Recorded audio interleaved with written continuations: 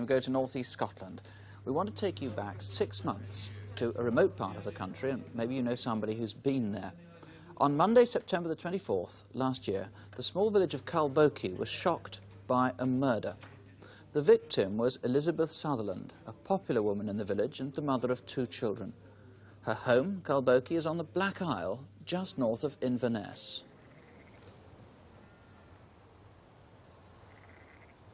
The Black Isle is a peninsula on the south side of the Cromarty Firth. The village of Culbokie, with a population of about 300, overlooks the Firth. This is where Elizabeth Southerland lived. This is the family home, Dunrobin. It's on the outskirts of Culbokie, on the road towards the next village, Munlochy. Only 5 feet tall, Elizabeth was also known as Totsy.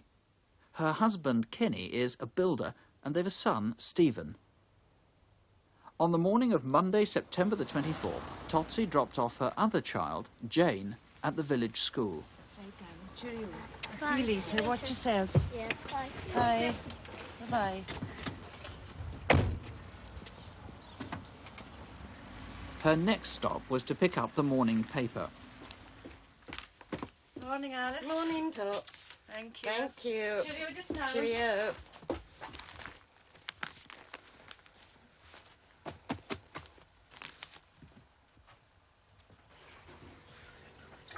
By 12 o'clock, after calling at her parents' house, Totsy was home and finishing off the housework. Then, about 12:30, she walked the 50 yards down to her parents' house to see her sister.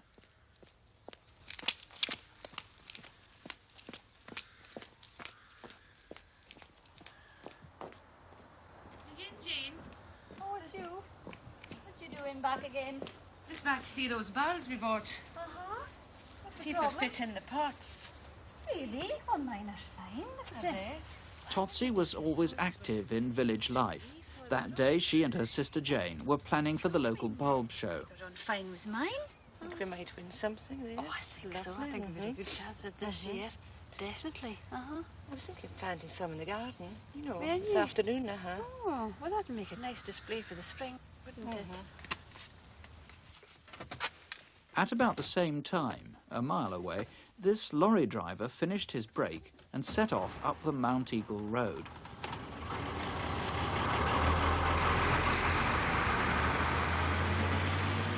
The road goes by the Mount Eagle transmitter in the direction of Culbokie.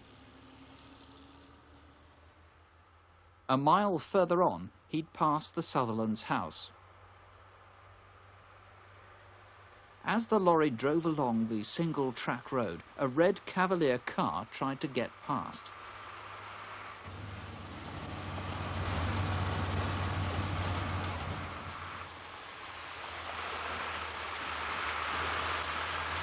The driver remembered that the registration number ended with a T. You know what you're doing now? See you later anyway. Right. She's back. Okay, then, I'll see you. Totsy left her sister after chatting for no more than 10 minutes. Meanwhile, the lorry driver noticed the red Cavalier again. It was now parked, with the driver apparently gone, and less than a quarter of a mile from Dunrobin.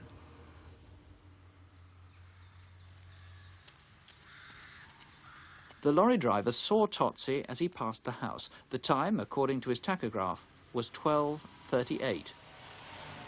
This was the last time she was definitely seen alive. Strangers and strange cars stand out in a small community like Culbokie, and several incidents were noticed that day. At 1 o'clock, this cyclist was seen heading into Culbokie village. He had a hat and a fawn coat. The police have never been able to trace him. At 1:35, a man was seen on the Dunkerston road walking towards the village. He, too, has never been traced.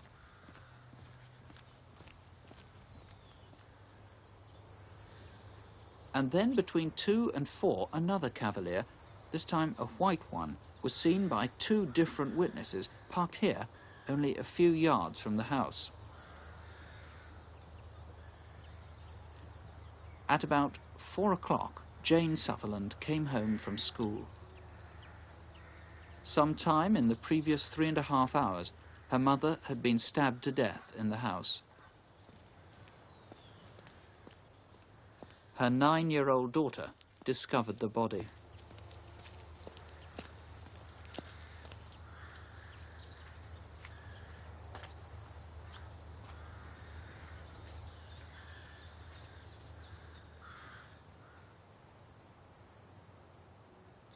Superintendent Andrew Lister, how's the family now? The family are remarkably good. The little girl, who's a very bright girl, is a bit disturbed, upset, but overall they are remarkably good. Have you any idea of the motive? No clear idea. There is indications of it being theft, but then nothing was stolen. So I've got to honestly say there's no clear motive. Well, let's take a look at the clues. We have a map here. Now, let's remind ourselves of the sightings. Dunrobin, there it is, on the east side of Culbokie. The red car was seen here, about 400 or 500 yards from the home. The white car was seen here, very close to the house. Now, you need to find the drivers. That is correct. We are the two vehicles being so close to the locus at the material time on that date. It's of utmost importance that we do identify the drivers and the owners of the cars, so that we can eliminate them from the inquiry. It's a red Cavalier and a white Cavalier, and it's Monday, September the 24th last year. That's the correct name.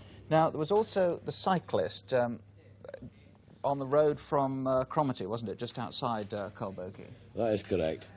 The cyclist is in the same category as the cars. Despite very extensive inquiries, we have been unable to trace them. And a pedestrian on the road to Culbokie, on the Dunkerston Road, I think. Again, that is exactly the same, yes. Now, do you have any other clues at all?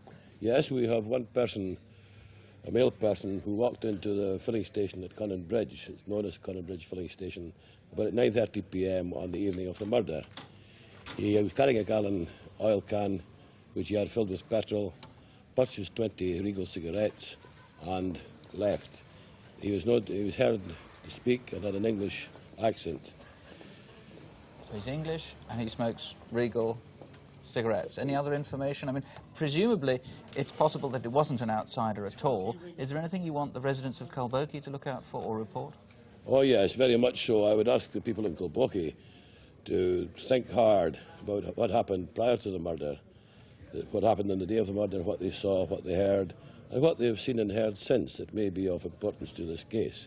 We need their help, very much so, the local people.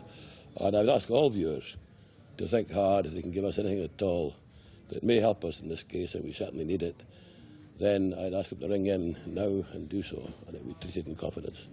All right, thank you very much, Superintendent Lister. The number, as always, if you're going to ring here in London, 01 811 8055, 01 811 8055, or you can call Northern Constabulary direct. Here's the number, Dingwall 62444. That's 0349 for Dingwall, 62444. In the summer of 1982, and then almost exactly a year later, 2 children went missing, both girls, and both were later found dead. Ever since, there's been a huge inquiry. For next Monday, these cases will be a central feature of the recalled conference at Scotland Yard, which is coordinating information on 17 cases, separate cases, of children being abducted and killed. Now, shortly, we'll be going live to join Deputy Chief Constable Hector Clark, who's at the incident room in Edinburgh. But first, here in the Crimewatch studio in London, is Detective Chief Inspector Stuart Henderson. Mr. Henderson, remind us first of the Susan Maxwell case, will you? You've got a lot of publicity, of course, yes, at the time. Susan was a lovely, dark-haired 11-year-old who lived with her family at Cornhill-on-Tweed in Northumbria, which is 2 miles south of Coldstream in the border area of the country. Friday, the 30th of July, 1982, was a lovely afternoon, strong sunshine, and Susan decided to play tennis in Coldstream. Now we've a film of the events of that afternoon. The afternoon of Friday the 30th of July was warm and sunny, and Susan had arranged to play tennis with a friend in Coldstream. They finished their game at about 4 o'clock, and Susan had 2.5 miles to walk home to Cornhill. Her route took her down the main road, the A697, and then right across the bridge over the River Tweed, which forms the border between Scotland and England. Susan was last seen on this stretch of road, just beyond the bridge, at about 4:10. She was wearing bright yellow shorts and shirt and carrying a tennis racket. Only 5 minutes after that sighting, further down the same stretch of road, another witness recalled seeing a maroon car driving quite slowly towards Cornhill, a two-door Morris Marina coupe. But now there was no sign of Susan. Back near the Tweed Bridge, about 35 minutes later, was another car that hasn't been traced, a maroon Triumph 2000. Now, for 4 years you've been trying to find that Triumph 2000 without avail. The other car, the Marina, this is a new appeal. This is a new appeal. The Marina was seen where Susan went missing from, around the time she disappeared. And this vehicle was driving unusually slowly, and we're very, very keen to trace that vehicle. The driver may be, in fact, a witness. We're desperate to trace that vehicle, or anyone who would know of the driver of that vehicle at that time in that area. Now, poor Susan was discovered eventually in the English Midlands. Tragically, she was found in Staffordshire, in a copse, adjacent to the A518, which runs between Uttoxeter and Stafford. That was on the 12th of August. Now, that's the A518, near a place called Loxley. Near Loxley, yes. There are various clues, if only we could find them, Yes. one of which is her tennis racket. She'd gone, as you said, to play tennis. Yes. The racket has never been discovered. Yes. This is a Dunlop Alpha of early 1962 manufacture. Not easily come by nowadays, and obviously we're desperately trying to find its whereabouts now. Now, this is so rare that Dunlop have had to very kindly make a special replica up for us. Do you really want everyone who's got one of these Dunlop Alpha rackets to ring in? You've got lots of calls. We're desperately trying to find the racket, and anyone who may have found it may in fact be playing with it now. So if anyone has it, please contact us. If anyone knows where a similar item is, please get in touch with us. We'll give you the numbers shortly. The flask, this is a replica of the one that she was Identical carrying. replica flask, and the same applies. We're still trying to find that which was in fact in possession of Susan. Right. We have a letter here from Crimewatch, at Crimewatch, from someone who's written to us from holiday in Skegness, saying that they did indeed find a tennis racket with some clothes some years back. Is it important, they ask? It is. If you wrote this letter to us, please, please, do contact us tonight. Let's move, if we may now, Yes. to the case of Caroline Hog. Another case, of course, which got a great deal of publicity. Remind us of Caroline. Caroline was a fair-haired 5-year-old child who resided in Portobello on the outskirts of Edinburgh with her family. And again, on Friday the 8th of July 1983, another lovely day, Caroline left her home about 7:05 p.m. to play in the immediate area of her home. Now, this Portobello area, on a Friday evening, a warm Friday evening, a lot of people were there. Many people we haven't traced, and we're still very keen to find them. We have 2 particular sightings of men seen with girls who may or may not be Caroline. We're still desperately trying to find these men. Take us through them. First, there's one I know that you've had publicity for before. Yes, we have done exceptional inquiry into this particular case. This man, the artist's impression you see here, has not been traced. We're still desperately trying to find him. If anyone can tell us of this man, we're very interested. And a relatively new inquiry. Yes, there is a sighting in Bath Street, again, of a man with a child. It may be a father and daughter. This we don't know. We're desperately trying to find this gentleman or anyone who may know him. If anyone can describe this man to us or can, in fact, identify him, the main factor being thick lens spectacles, obviously indicating poor eyesight. OK, now that is a new inquiry, or at least a new appeal. A car that was seen, too, near Coldstream. Yes, about 9:15, 9:30 that same evening, the 8th of July, a witness was in a near collision with a light-coloured motor car, Now, travelling south towards Coldstream. this car, obviously you need to trace. A driver driving that badly, you might think, is unlikely to call in. This gentleman has been given proof from the Lord Advocate of immunity to any possible contravention of anything, in which case we would desperately like to find him. We would like the gentleman to come forward if in fact he's watching the programme. We would like anyone who has any knowledge of the person driving that vehicle on that night, at that time, to get in touch with us. 8th of July 1983, the critical dates. Poor Caroline was found again in the English Midlands. Some 300 miles from the abduction point, Caroline was found in a lay-by adjacent to the A444 in Leicestershire. On the junction, or the junction road between Twycross and Twycross Zoo. Now, she hadn't lain there all the time since the date of her abduction, so for 2 or 3 days she might have been seen with somebody, she might have been... The suggestions from our inquiries would indicate that she may have been other than there between, say, the 9th and 10th of July. Right. So if anyone has any knowledge of that or sightings, we're obviously interested. Her clothes have never been recovered. These are replicas. Just quickly explain them to us, can you? This is the party dress of a 5-year-old child, as you see here. She was wearing that evening when abducted. We have not recovered it. It may be lying in a field, someone may have seen it and left it. It may be, in fact, in someone's house. The person that took it may, in fact, still have it. We're desperately trying to find it. And the shoes similarly? The shoes apply in the like case. We have not recovered them. We're still looking for them. If anyone has any knowledge, we wish to trace them. Thank you very much indeed. Well, let's now go live to Edinburgh, to the incident room, and to the man who's in overall charge of this inquiry. He's the Deputy Chief Constable Hector Clark. Mr. Clark, good evening to you. Good evening. Firstly, tell us what special appeal you're now trying to make tonight. Well, for 4 years now, we've carried out an intensive inquiry, and we have to admit that we're no nearer to finding out who killed or who abducted these 2 children. Really, what we do now seek is information from members of the public. Mr. Henderson has already given you some indication of that, but I would like any member of the public who has a suspicion about any person to let us know at once, whether or not they have access to one of the cars that your programme has featured, or whether or not they fit the artist's impression that were also shown in the programme. Now, you've revealed quite a lot of new information tonight on these 2 cases. How convinced are you that these 2 cases are likely to be linked? Well, we've always said that there were similarities, but there are also differences. I suppose there's a fair chance that they are linked, but for investigative processes, we've treated them jointly yet separately. We've always made sure that we've managed to retain our separate identity in each case. Now, I know, Mr. Clark, that somebody has written to you directly at Edinburgh, someone you're desperate to get in contact with again.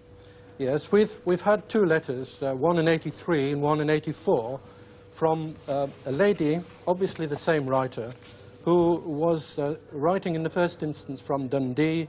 In the second instance, she said she had moved to North Angus, which is in the area just north of Dundee. She indicated that on the afternoon that Caroline Hog went missing, she met a man in Dundee. That man was going later that day to Edinburgh and thence to the Midlands. We're desperately anxious to trace Alice, or the writer of these letters. And also, we would like to hear from anyone who thinks they can tell us who Alice is.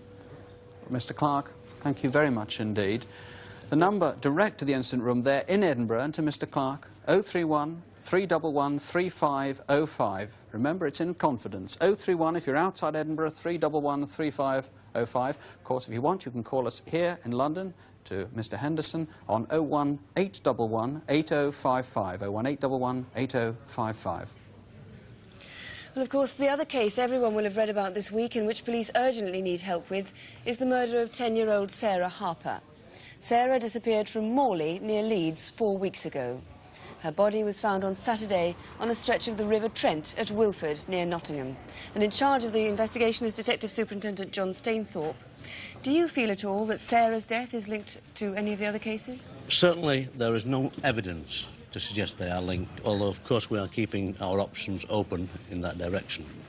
Now, Sarah's route, if we can look at our aerial photograph for a moment, Sarah's route to the corner shop, as we can see from that photograph, was along Brunswick Place there, through that little passageway to the shop in Peel Street there. That's about a 2-minute walk, and the same route coming back.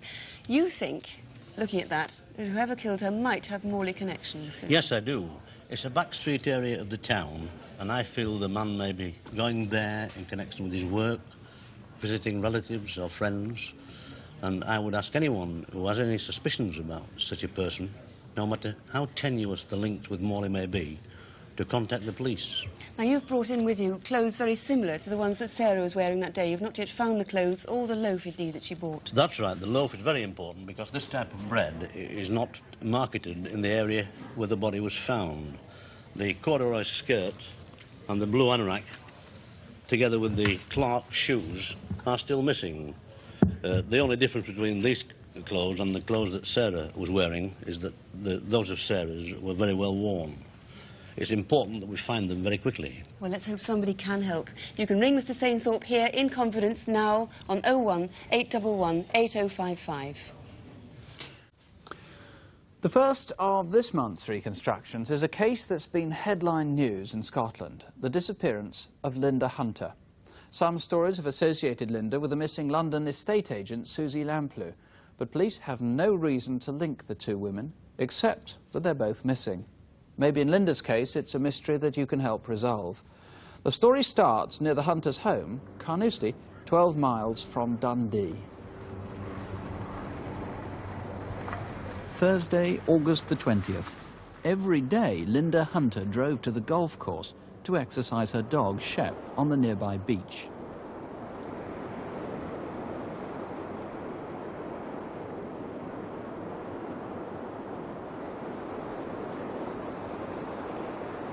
Lynda was generally in high spirits. She'd just discovered she was pregnant. She worked at a residential home for the elderly in Dundee, but she and Shep were inseparable. She always took him with her. Though only 30, Lynda was second in charge of the home, a job that frequently involved working nights. At 6:30 that Thursday evening, Lynda phoned her mother. I'm all right, but I'm feeling a bit sick. She was devoted to her parents, who were both unwell, and she phoned them almost every other day. Yeah, bye.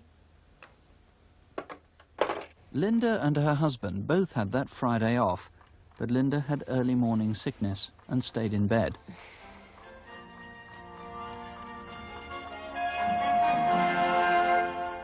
It's precisely 8 o'clock on Friday the 21st of August. Her husband gave breakfast to his son and a friend who'd stayed the night.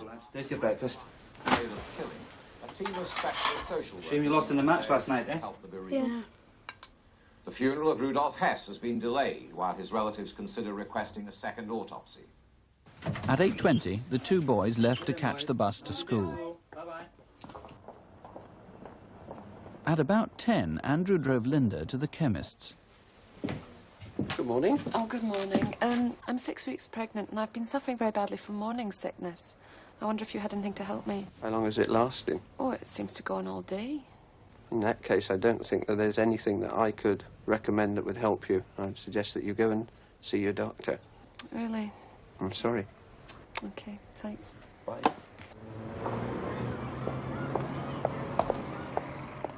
Lynda went round the corner to the health centre and asked for a prescription from her doctor. Well, actually, Dr McKendrick isn't in the health centre at the moment. I'll speak to him when he comes in and ask him, but he may want you to make an appointment. Would you call back just after 11 o'clock and I'll have seen him by then? Thank you. Thank you. Bye. Frustrated by all this, and by now feeling ill and irritable, Lynda went home with Andrew. For some reason, she began to pack the bag she used for her night shifts, though she wasn't due at work until the following afternoon. Maybe she was going to her parents'. I'm going out. You can pick up the car from work tomorrow at 3. Well, I did need the car, Lynda. But if you're going to Dundee, you could give me a lift. If you're ready now, then come. If not, you can get the bus. Come on, Shep.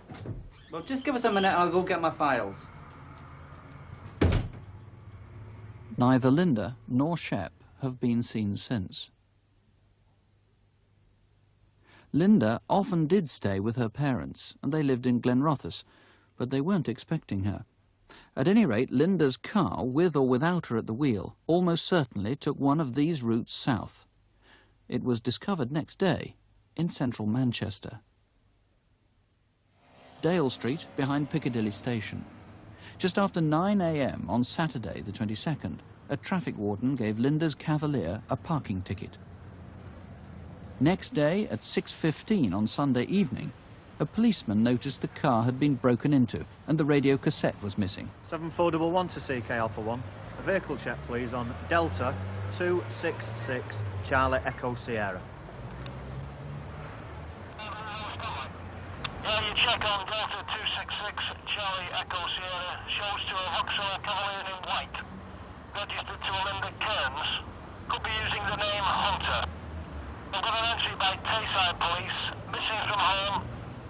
When police examined the car, they found suggestions that Lynda had not been the last driver. The driver's seat had been adjusted for someone much taller than Lynda. Lynda's bags had been left in the back, along with tablets for Shep, who had a heart and bladder condition. But her money, about £30, and 3 credit cards, were gone. One of her earrings was found lying in the boot. The grey covers that had been on all the seats had been removed from the front. And the floor mat on the passenger side was missing. Both the tools and the spare wheel seemed to have disappeared. In fact, the wheel had been fitted to the front offside. So where were the tools and the other wheel and tyre? It was a distinctive Antibes Cavalier. Somewhere between Carnoustie and Manchester, between Friday and Saturday mornings, that wheel had been changed. But where and by whom? Leslie Liney, it seemed logical that whoever took off the seat covers and took the mat away from the floor was doing so to make sure there were no forensic clues left behind. This is certainly a very strong possibility. I know that technically you are not investigating a crime, but you must be fairly pessimistic about the chances of finding Lynda. We're very concerned for Lynda's safety, and I would certainly appeal to Lynda, if she should be watching this programme, to please contact us. Do you think there is a faint possibility she might still be alive? A remote possibility, I think. Now, her dog, of course, is also missing. Live or dead, may have been found. He's quite an old dog, 14 years or so. Yes, the dog's 14 years old. It's a cross collie. It has several distinctive features. All 4 feet are white. The dog has been neutered, and there is a small operation scar on the right haunch. Now, it also had a heart and bladder condition, didn't it? Yes. That's hence the pills. Maybe a vet has got some information about that. But it's only that very distinctive dog with that scar on the right back leg that we're interested in. Also, of course, there might be witnesses to the drive down, because that car, D266CES, had a puncture, by the looks of it. Yes, we would be very interested in anybody who may have seen the car between Carnoustie and Manchester on the 22nd of August of this year. It's quite a distinctive car. Incidentally, if anybody's found that tyre, the tyre itself, I know it's an MXL radial, anybody in the tyre business would know that's very rare, and it's obviously very rare to find one attached to a wheel somewhere. It's unusual, and it's unusual insofar as Vauxhall fitted it to that particular model, the Antibes, which there was only 2,625, I believe, produced. I think it would be most unusual to find that wheel and tyre lying by the roadside. Well, the best hope, perhaps, is that someone has found some of that material discarded from the car. Whatever information you have, do call us if you can help in any way. 01811 8055. That's 01811 8055. You can speak to a BBC researcher or to a detective, all in the strictest confidence. If you prefer, you can call the incident room at Dundee. That's 0382 232 00. That's 0382, the code for Dundee, 232 00. We start tonight in Dundee, though the men police need to interview could come from anywhere in Britain. 2 months ago, on Monday the 8th of May, a shopkeeper was attacked in his own shop in Union Street in the city centre. Gordon Johnston died from his injuries. He was married with 2 children, aged 12 and 9. Many of the witnesses to the events that day have taken part in our reconstruction. Dundee, with its famous bridge across the Tay, attracts shoppers from around the east of Scotland. At the heart of the shopping centre is Union Street, and one of the oldest shops there is Gow's for guns and fishing tackle. How's the family? Very well, actually. It's Alistair I'm in about. I'm looking for a gun for him. He's joining the gun club. Something to get... Gordon Johnston had been working here since he left school at the age of 16 in 1955. He began as an assistant and had now become manager and sole employee.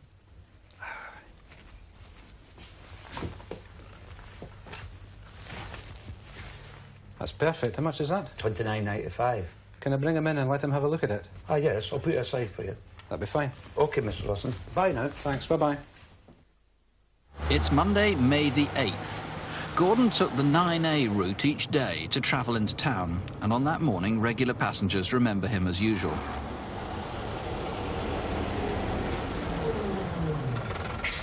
He was seen getting off the bus opposite Burton's at about 8:45 that morning, and he then walked along the Nethergate to the shop.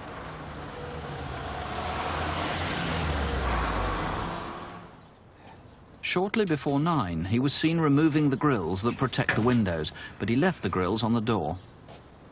Then, before opening the shop to customers, Gordon went on a couple of errands. Morning. At the gas board showroom, the till receipt shows he dropped in to pay his bill at 3 minutes after 9. That's £3.07. Thank you. Mr. Johnson then went shopping. Gordon Taylor, a bank employee, met him back near Gow's. He glanced up at the church clock and remembers it was 9:14. About then, another witness was heading up Union Street. Well, I went to the baker's and did some messages, and I walked up past the shop. And as I was passing the man bending down, I heard a remark. I slept in this morning. And there was two men at the window who maybe he was speaking to. A salesman phoned Gow's sometime between 9:15 and 9:20, and someone answered. Ah, good morning. It's Mr. Travers of Whatmore Clothing. Look, we have a new range of outdoor jackets, and I think you'd be... Mr. Travers doesn't know who he spoke to, but assumed it was Mr. Johnson. He thinks whoever answered was used to dealing with reps and described him as sounding middle-aged. Yeah, fine. Well, actually, I'll be up in Dundee later today, so is it all right if I drop by? Ah, that's great. That's fine. Well, look, I'll see you later. John Richmond is the postman for the district. He was surprised to find Gow's shut and was unable to deliver the mail. We know that was at 9:24, since a few doors up he crossed the road to Henderson's Jewellers and was recorded on their security camera, which shows a clock.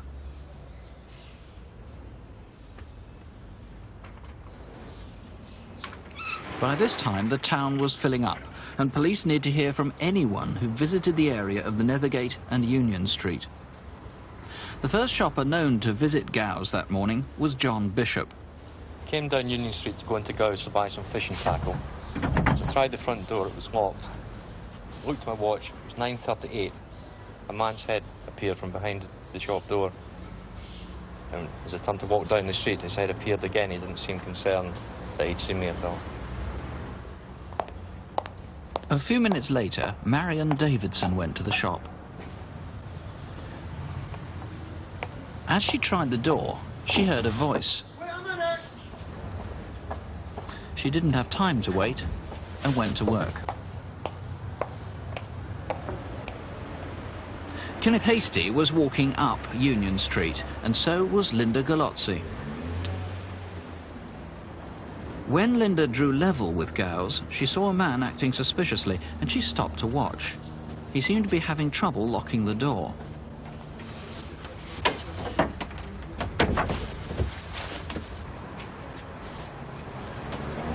That was suspicious. Yeah.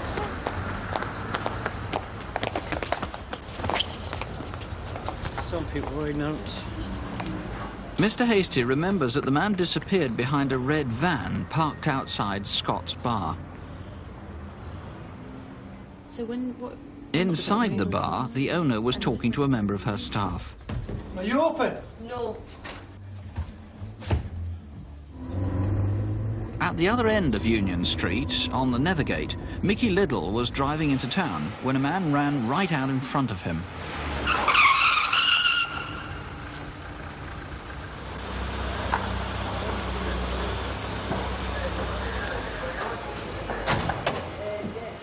By 4:30, a customer had become so concerned, he'd summoned the police.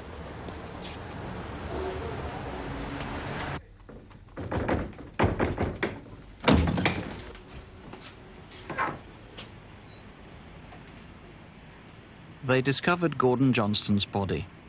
His watch had been smashed and had stopped at 21 minutes past the hour. In fact, the hour hand was broken in the attack, but presumably it was 21 minutes past 9 which means that it's very important to identify those two men who were seen looking into the shop window a little bit earlier. Indeed, yes. One is described as in his late 30s and 5 feet 9 inches in height. The other is smaller and described in his 20s. He's of stouter build than the first one. Now, one of the witnesses, as we saw in the reconstruction, actually saw a face inside the shop. Yes, unfortunately it's only half a face, because as you would see in the film, the window was obscured and we could only see the witness could only see the top part of the man's face. He describes him as being 40 to 50 years, 5 foot 9 inches in height, slim build and pointed, craggy features. Even so, it's quite a detailed Crimewatch video fit, that. It is, yes. Now, we've got an even more detailed one, or at least we've got a more complete video fit, because this is the man seen running away from the shop. That's right. Or at least walking away briskly. This man, carrying a gun case, is described as 25 years, again 5 foot 9 inches in height, of average build and sharp features. He had dark collar-length hair and he was wearing light denim jeans, and witnesses have described his clothing as either a light anorak, which was dark blue in colour, or a jerkin, and it had a hood, but this hood may have been attached to an undergarment. Okay, it's quite similar to the video fit that we saw, the half video fit earlier. Now, it also is quite similar to a man who was picked up by that security camera in the jeweller's shop shortly after 9 o'clock, isn't it? That is correct, yes. What time was this taken? This was shortly after 9 at the same jeweller's shop, and it may have been that this man was innocently going to a railway station, a bus station or whatever, but we haven't traced him, and it's imperative that we do. Here it is again. We'll freeze on that point. Now, if that was you, and if you were innocently going about your business that morning, a little bit after 9 o'clock, please do call us right away now. There was a clasp knife found as well. This outside Scott's Bar, which is on the route that the man was seen walking away fairly briskly. You suspect this might have been stolen from Gow's? Yes, Mr. Johnson did sell such knives, but unfortunately we cannot say how many have been stolen, or indeed this is the only one. So if anybody was offered an Opinel French clasp knife in suspicious circumstances, particularly in the Tayside area, you need to hear from them. That is correct, yes. Now, he was a popular man in the vicinity, and I know local people have been very upset, let alone the family. Very much, yes. They've got together a reward. Yes, the proprietors of the shop and their associates in the area have put forward a reward of £12,000 for information which will lead to the arrest and the conviction of the person or persons who have committed this crime. OK, well, we know that Mrs. Johnston and the children are watching tonight. If you think in any way you can help, here's the number to ring. In the studio, it's 01811 8055. Or you can ring Tayside Police at Dundee direct on 0382 23200. That's 0382, the code for Dundee, 23200. Orkney is more isolated than almost anywhere in Britain. 45 minutes by ferry from John O'Groats off the northern tip of Scotland. It's not the sort of place you'd expect to see a major crime. And when one happened there this summer, it was a crime that would have been extraordinary anywhere.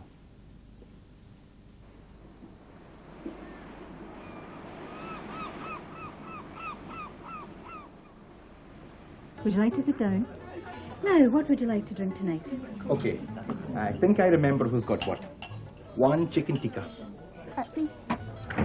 1 lamb tikka. I ordered that. Very good. And who's the chicken chat? Oh, that's mine, thanks. Hello.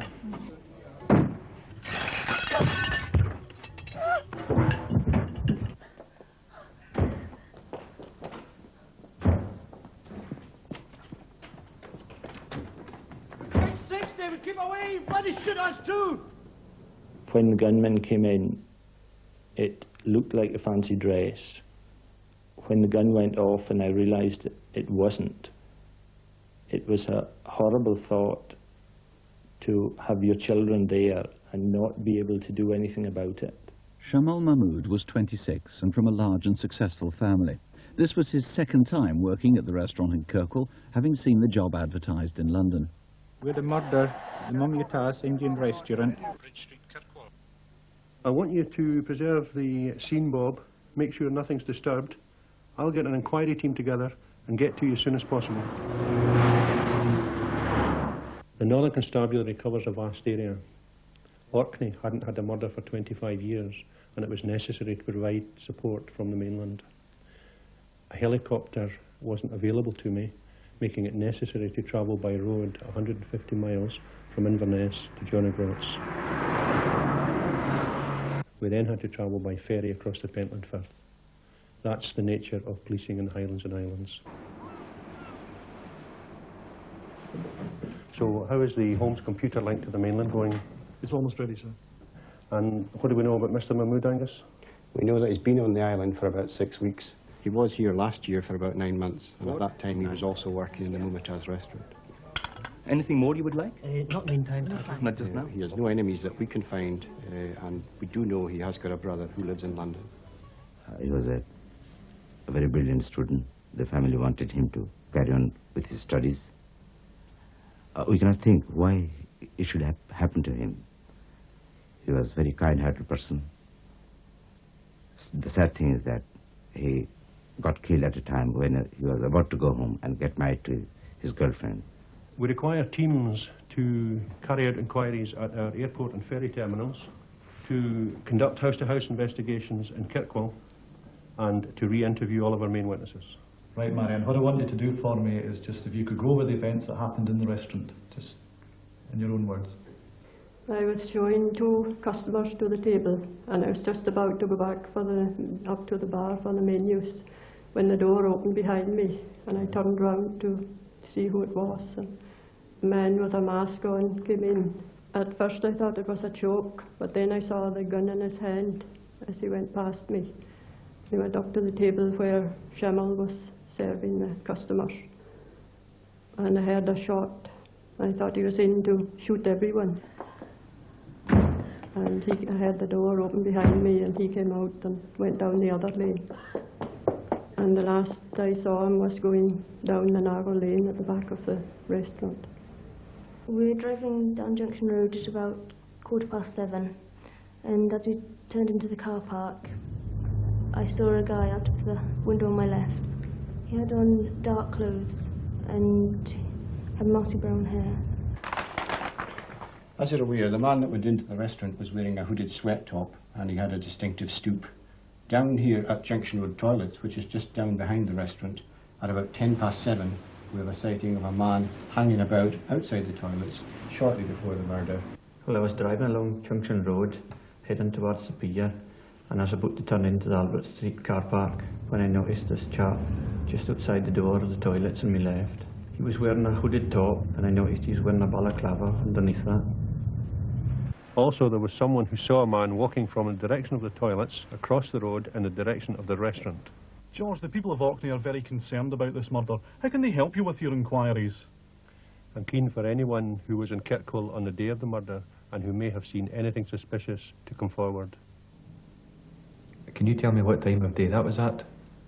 It was about 5:10, and I was about to go down the lane past the Mumtaz restaurant when this guy got down in front of me, and he turned to stare at me, which I thought was quite frightening at the time.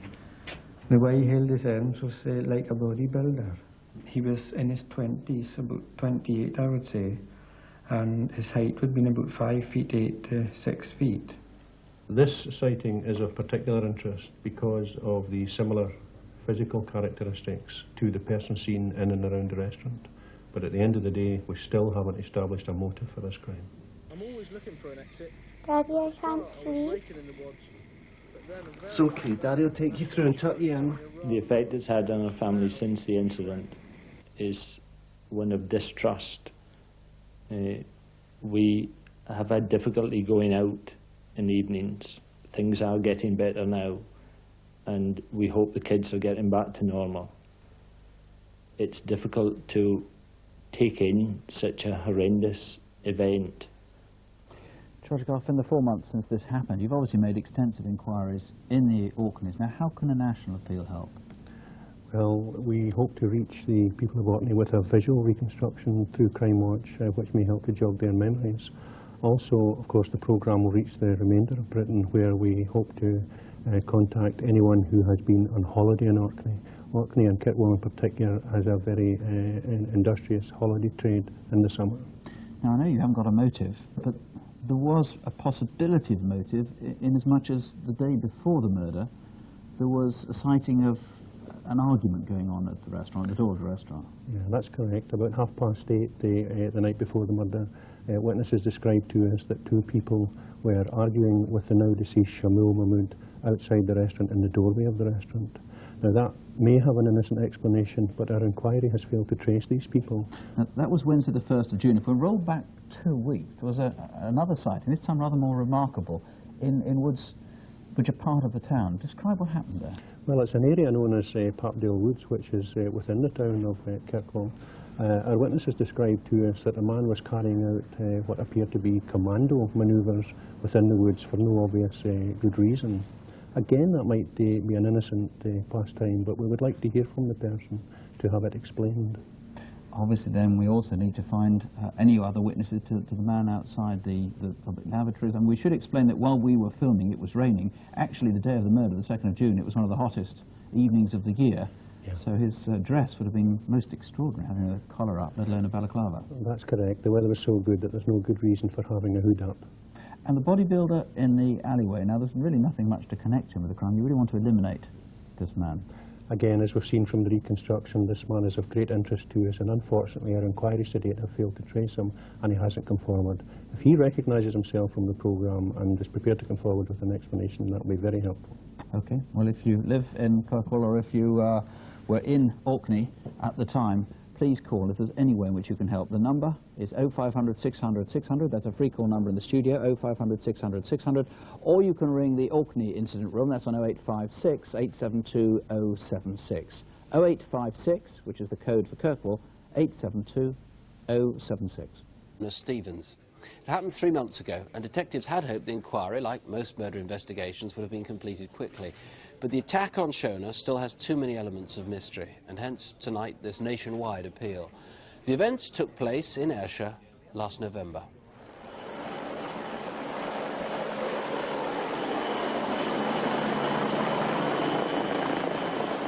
Hello, Kevin. Hi, John. What's the situation? We've got a young female. She's seriously injured. We thought it'd be easier to get you to lift her up to the hospital. Okay. Where is she then? She's just over here. Right, let's go and have a look. Shona Stevens was a single parent. She'd been divorced when her daughter Candice was a baby and came home from abroad to live at her mother's house in Irvine. Has Candice shown you the new book she brought home from school? She wanted me to read it straight away. I said we'd wait till bedtime. Mom, the game's ready. Just a minute. Shona and Candice returned to this country from South Africa in 1988. Her marriage broke up at that time. So it's drafts, is it? I got bored of snakes and ladders. Shona and Candice got on very well together. Just one? She cared a lot about Candice. What's it called? The Page Master? Shona was a quiet, reserved girl and a private girl. We moved to South Africa when Shona was about 2 years old, and she went to school there, from junior school to secondary school. She was top of her class always. She attained her school colours, her academic colours, which was quite an achievement. If I saw things from Richard's point of view, I'd be so afraid of accidents that I'd never leave my room, Alan Taylor muttered. This is Bawtree Hill Park in Irvine, the route between Shona's home and the shops. Shona walked through here several times a day, and in late October, a woman who works in the precinct remembers seeing Shona with a man police now need to trace. I stepped out just to have a cigarette, and I saw Shona walking past. She got to the steps, and then all of a sudden, this chap was almost at her heels. He said a few words to her, and then the next thing he said, "See you," and Shona carried on up to the top of the steps.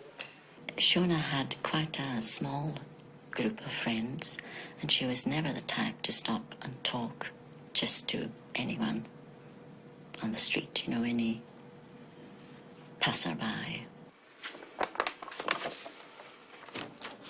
What do you think of this? Not sure of the pattern. I'm going to the shops. Do you want anything? No, I don't think so. Won't be long. Thursday, the 10th of November, shortly before 1 o'clock. As usual, Shona made her way through Bawtry Hill Park towards the precinct.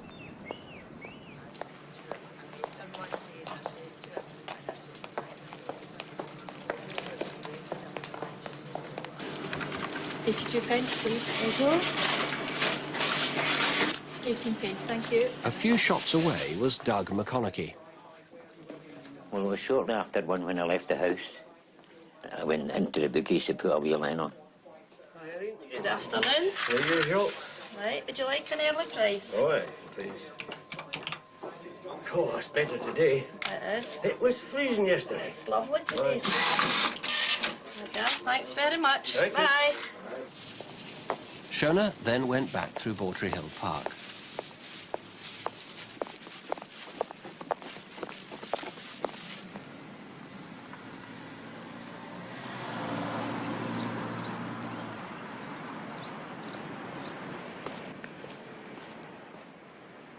Going down the hill and I seen the dog coming up and the man behind it, and I just keep watching the dog because it was in a loose, you know. And the dog was about 12 or 14 feet in front of him. And when the dog passed, I got a glimpse of the man and he says hi, and I says hi. I carried on.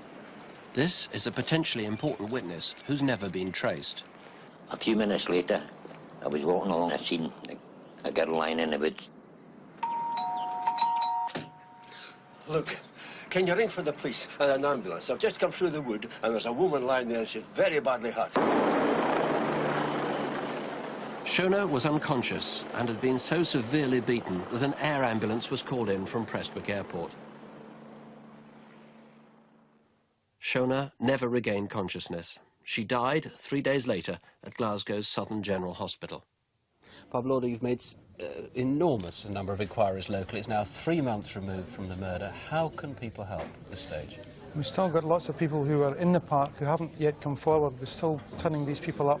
It's important that everyone who was in the park that day comes forward and speaks to us and gives us the opportunity to interview them. Even if they don't think they saw anything important? Even if they didn't think in their mind they saw anything important, it's important that we get the opportunity to assess that. Now, there were some people in that reconstruction that plainly are key people you need to talk about. The man who spoke to her a couple of weeks beforehand, before this happened. Have you got any other description of this man? The man is in his 30s. He was 5'8" in height. He was medium build, short dark hair, dressed casually. Obviously knew Shona.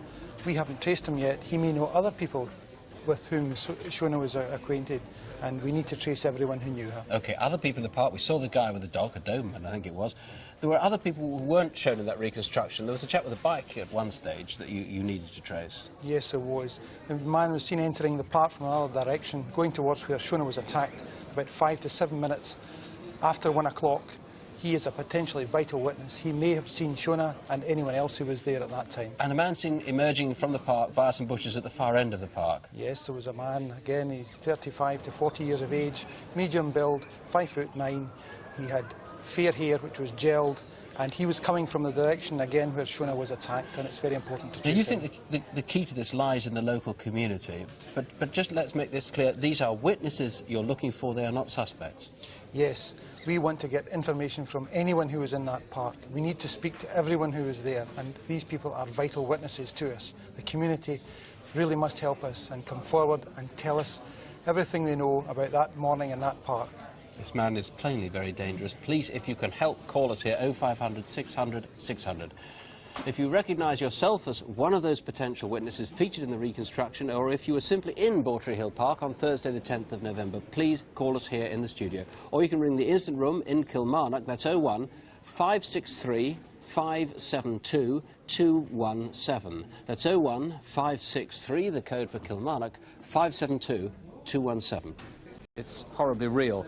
Why should a man, by all accounts a nice guy who still lives at home with his mum, change his regular routine, indeed change his lifestyle for 3 days? And why, at the end of that long weekend, should somebody kill him? Just outside Edinburgh, South Queensferry sits between the two famous bridges that span the Firth of Forth. Robert Higgins was known to everyone. He lived nearby in the village of Dalmeny. Was work all right then, son? Aye, fine. That's me till next week. Are you going to go across to fight to see his brother then? No, I can't. I've not got any money. Oh, that's me. I'll have to go. Do you want anything for the shops? No, I'm all right. OK, then. Cheerio. See you later. There's 5 children in the family, and Robert was the 3rd one. He started playing football when he was 12, and he carried on till he was 16, 17. That could have really went somewhere, I think, in the end, because he had good motivation with the ball. Robert was a very quiet person. He would never harm anybody.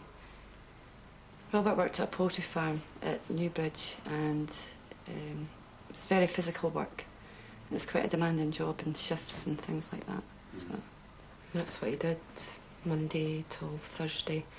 He was very quiet through the week. He never went out, but at the weekend he did go out and have a drink, and sometimes too much. Vodka and Coke for me. Okay, 80. Okay. Pint of lager. Pint of lager. Okay. Put some music on. Cheers.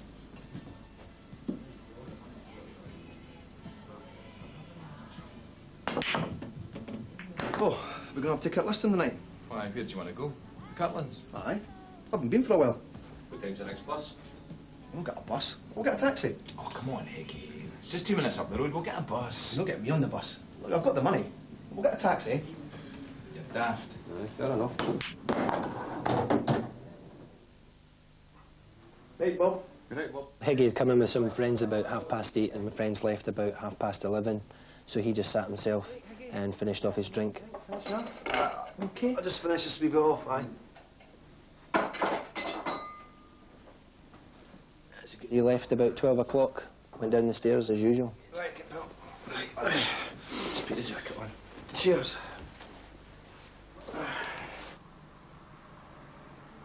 When in Kirkliston, Robert would often doss down with a friend or get a taxi home. Tonight, the friend was busy, and at first Robert couldn't get a taxi.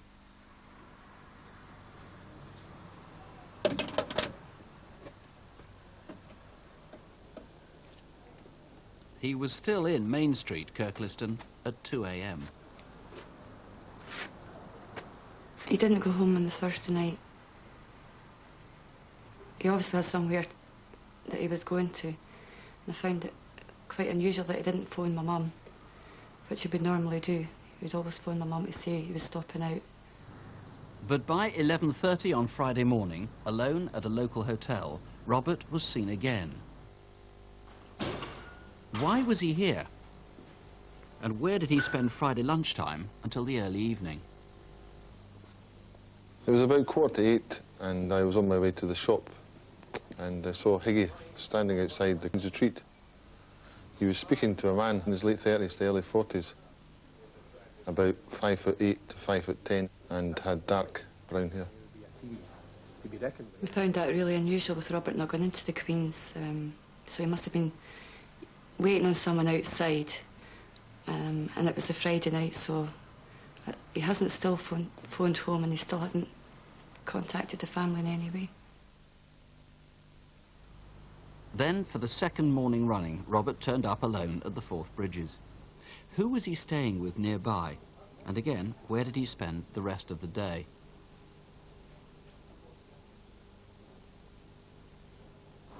This is just outside the Forth Bridges Hotel.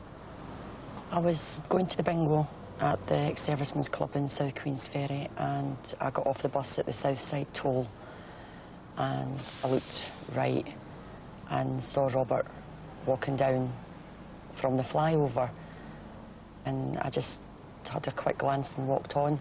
I don't know where he went, but it's a possibility that he was going down into South Queen's Ferry itself. That was another strange thing Robert did.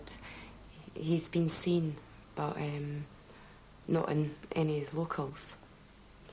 I mean, so where has he been? I mean, he must have been with somebody that he's known. And he hasn't even bothered contacting the family on the Saturday again.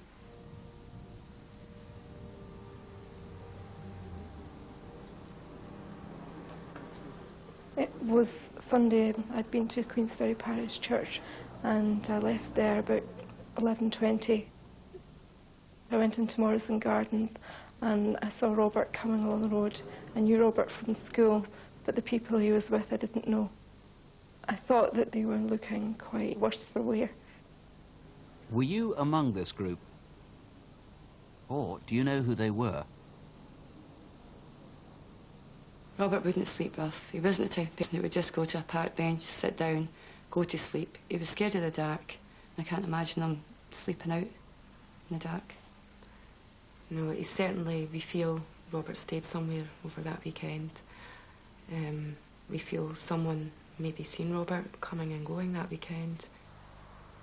Next day, Monday the 1st of May, Robert Higgins' body was discovered at a quarry 3 miles from his home. He'd been stabbed. Superintendent Jackie Watson, you're convinced this is a local crime, local people have the solution to it? Yes, this has been a local inquiry, and the answer almost certainly lies locally. But tonight's reconstruction gives the community in South Queensferry and Kirkliston the first opportunity to really see the sequence of events that leads up to the Robert Higgins' death that weekend. And we hope this will jog some memories. But more importantly, I feel that Higgy was such a well-known character in that community that I feel the information that's been coming into us has been very, very slow, simply because the public there feel that we know that information already, and that's just not the case. What we need from that community is every single piece of information they have about Robert Higgins and his movements that weekend, especially where he spent the missing nights that weekend. Somebody out there in that community knows exactly where Robert Higgins stayed on his missing nights, and my appeal is simple: let us have that information. 0500 600 600, 0500 600 600 is our free call here. Now, that couple in Morrison Gardens, you've got quite good descriptions of them now since we did that reconstruction, particularly the woman. Yes, the female, she's slightly different from the person portrayed in the reconstruction. She's slim to medium build and around 5'5", which is white, 45 to 55, black curly perm collar length hair, wearing a blouson style jacket and light coloured trousers. The jacket itself is light coloured as well. The male, he's 30 to 45, sorry, 5'8", 5'9", short brown hair, clean shaven, casually dressed with a casual shirt, but also wearing a suit style jacket. Now, back on the Friday night, that's what, the 28th of April, just after he was seen outside the Queen's Retreat, that was about 7:45, he was seen with another man. We saw that in the reconstruction. Yeah. He was seen again with a couple. Yeah, around 9 o'clock that night, Robert was seen in Rosebery Avenue with a couple. One female's described, and she's described as being white, in her 40s, heavy build, fair hair, cut short at the back, but longer on the top, wearing a black dress-style jacket and clutching a shoulder strap for a black shiny shoulder bag. And again, we feel that she's got to be a local person. Robert's family obviously distraught about this. They managed to get together a reward. Tell us about that. Yes, by various activities in the local community, Robert's family and the relatives and friends have gotten together and raised £2,000. That's a reward that's up for anyone who gives us information which leads to the arrest of and subsequent conviction of the person or persons responsible for Robert Higgins' murder. Well, if you want to call Mr. Watson, call here. If you want to call the local police direct, the incident room is at Livingston.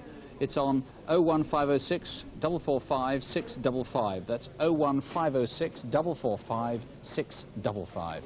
Crimewatch often gets the hardest crimes to crack. The toughest of them all are often murders where the victim is a prostitute. No one wants to know, or those who do are perhaps too worried for their reputations to come forward. And that is the case with Jackie Gallaher from Paisley, who was murdered in the early hours of a Monday morning in June. She was a part-time prostitute who took heroin as well, and so far the police have had very little help from members of the public. But Jackie Gallaher deserved much better.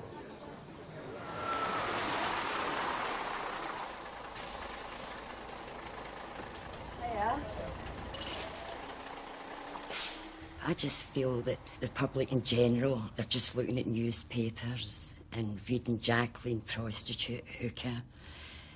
I mean, it really doesn't matter what Jacqueline did. She was a human being, and I think the public have got to understand this. She was a lovely girl. It didn't matter what she did, she was still my daughter. And I'm just asking the public if they do know anything to come forward, whether it's trivial to them. It may be help the police. It's Monday, the 24th of June. Jackie left her home in Foxbar to make the 50-minute journey into Glasgow city centre.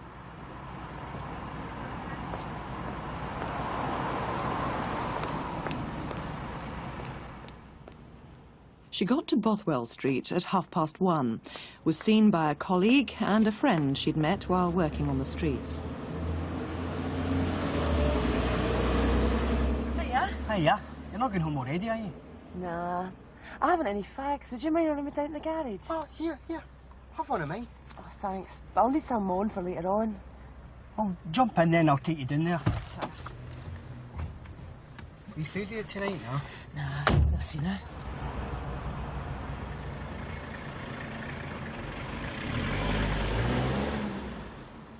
I would often see Jackie in the square and she would give me a wave and I would stop and talk to her. Over the weeks, I saw her many times. Only once did she ask me if I wanted business. I declined because I thought she was too nice a lassie. I didn't want to be regarded by her as a punter. They drove to the Burma garage in Broomielaw, where Jackie was recorded by the security video at 1:31 a.m. Have 10 club, please. 147. Thank you. Cheers, thanks. They left the garage a minute later and then went to buy some soft drinks.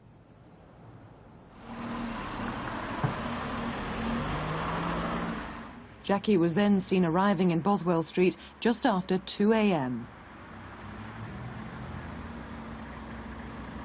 Would you mind hanging about and giving me a lift home later? No, but don't leave it too long. I'll hang about till 3, then I'll come back and pick you up here, OK? OK, cheers, thanks. See you later. Take care. I'll see you later then, bye. See you. Bothwell Street is a regular haunt for prostitutes, but Jackie didn't come into the city centre that often. When she did, she'd take up a pitch under the clock at the junction of Blytheswood Street. 20 minutes later, at 2:27, a black BMW was seen in the area. Who was the driver?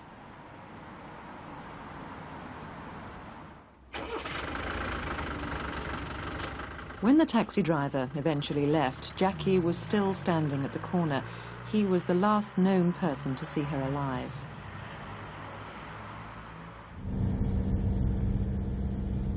I wasn't too bothered when she didn't turn up because she'd kept me waiting in the past. I thought she'd maybe get back to her flat with a punter. At about the same time, a black BMW was spotted passing the corner where Jackie was last seen.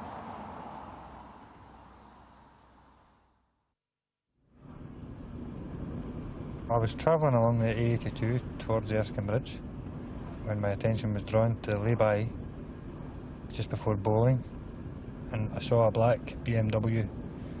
It looked like a 5 Series motor vehicle sitting in the lay-by, and I could see a man dressed in denim jacket, denim jeans, walking away from the vehicle towards O'Kilpatrick. 5 hours later, Jackie's body was discovered in the same lay-by.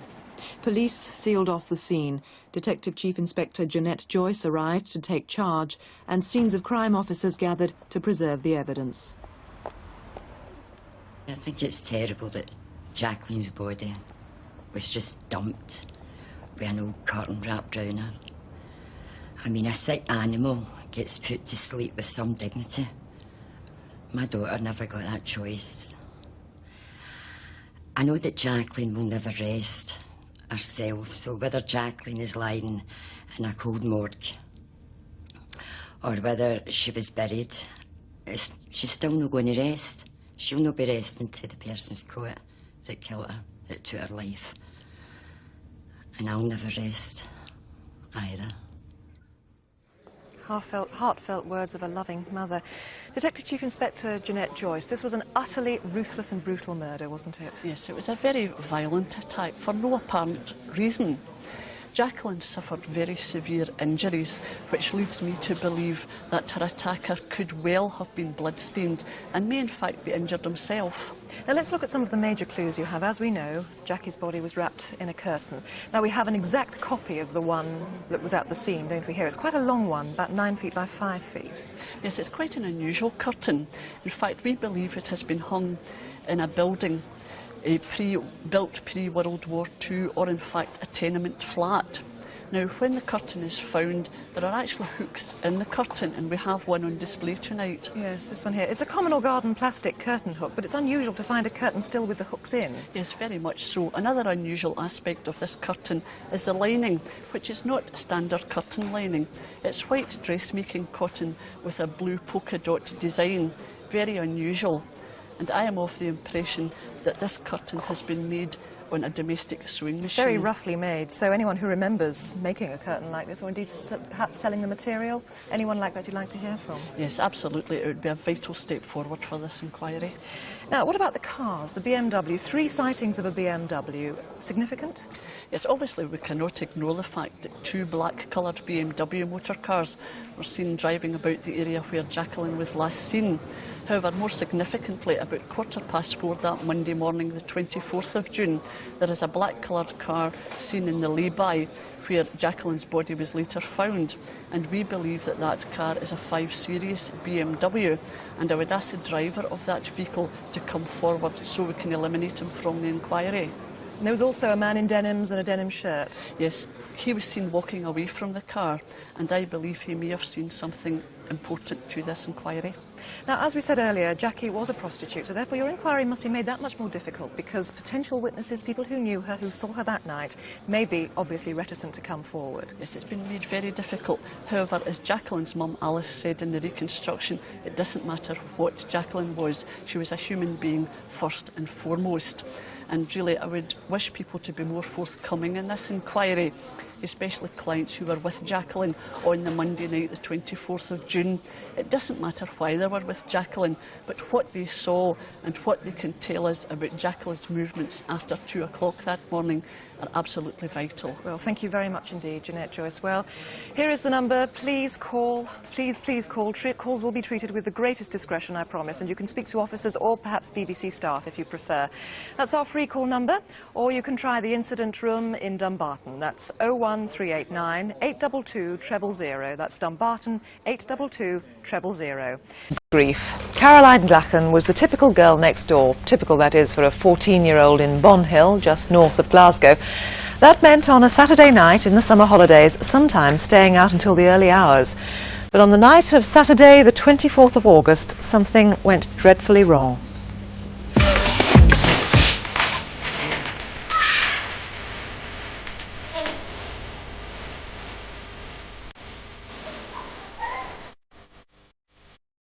Caroline was 14 and she thought she was quite grown up, but she still had a lot of childlike ways. The other side, she was the teenager with the clothes and music and the makeup. Someone's taking that place. Cecilia, you're breaking my... She was an affectionate child. She always kissed and cuddled before she went to bed, before she went out. She never failed. She even did it with her grandparents. Caroline, she was unique. She was unique to me. Victor.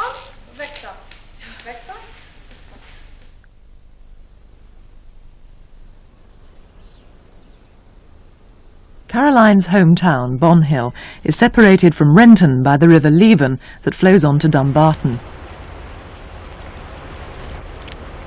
On Saturday, August the 24th, Caroline spent the afternoon visiting friends on both sides of the Leven, and shortly after 9 that evening she took her normal route home along the river.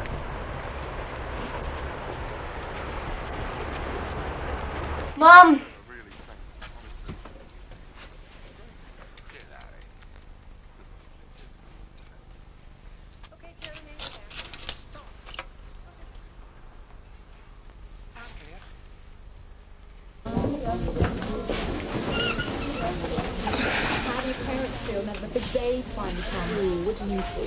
Are you wearing my earrings again? I'm just borrowing them, honey. Honey, me. You know you're not allowed to take things without asking. You never wear them anyway. Caroline's mother was going out that evening, heading off with her fiancé to celebrate her 40th birthday. Mind your time. Aye. No, listen to me. You mind your time, lady. I don't want you staying out all night, do you hear me? Aye. Is that Matthew's? Aye. Right, have a nice time. Enjoy your birthday dinner. Aye. Bye. Bye. Caroline met up with one of her friends, and together they spent the next couple of hours drifting round and meeting pals. At 10 to midnight, they left a friend's flat and started walking once again. Caroline was one of my closest friends. She made me laugh, and that evening we were just going to visit some friends. Do you want to stay at my house tonight? Mum was about, it's their birthday. Aye, whatever. Right, well, I'm going to see my pals. Do you want to come with me? No, I just want to stay and watch a video. Right, you take the keys. I'll just go myself. Hey, guys, come here. Hey, guys, Mia. This is a few hundred yards away at about the same time. Who was on that scrambler bike? He's an important witness because he was on the towpath that Caroline was heading for. You can watch a video when I get back. What videos have you got? There's hundreds of them. Just keep Joanne company. I'll be back about 2. Right, we do that, Lottie. Right, my base, see you later. See you later. So, not keen on watching the video, Caroline now took to the towpath across town to find her other friends.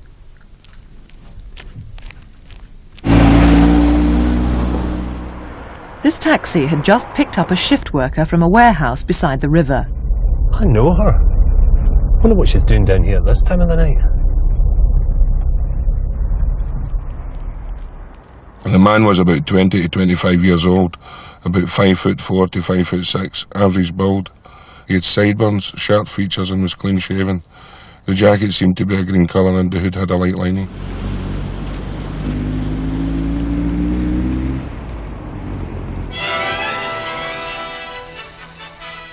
Caroline was due back at 2 o'clock, but I was that tired I just fell asleep before she was due in.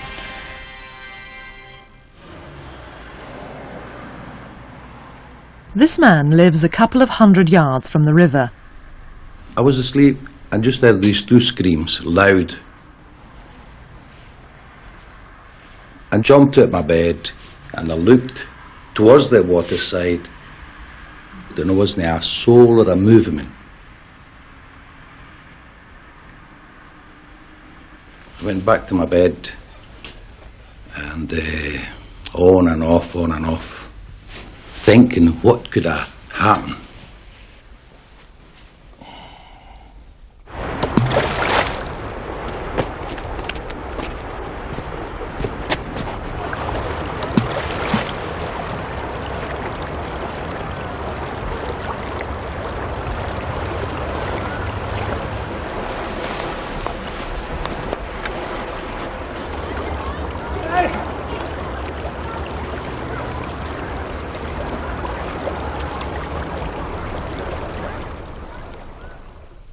Caroline's body was in the water. She had been violently attacked and by now had been dead for some hours. She was 14.5 years old.